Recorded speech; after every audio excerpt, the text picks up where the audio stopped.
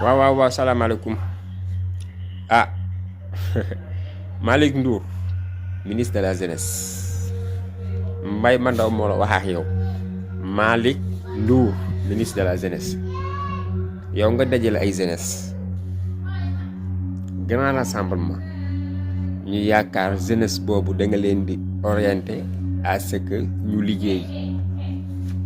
ñu yaakaar ne jeunesse boobu da nga leen di orienter à ce que ñu waxtaan ci ay débat d'idées.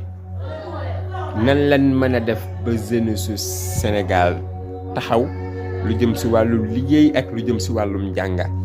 yow Malick Ndour irresponsable ministre nga taxaw dajale ay boy ñuy saaga ak di menacer.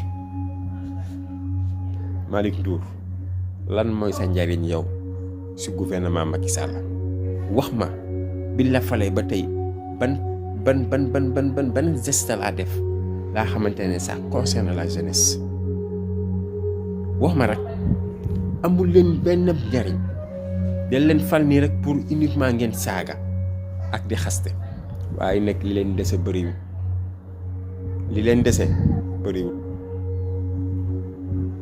te mun leen fexe ba du leen fi jële ba laajee sax ñu ñoddi leen fi ngeen ne sànni leen si xaj parce que tekkiwu leen tus. naa yemale fii vidéo bi sinon dinaa wax loo xamante ne waruma ko wax.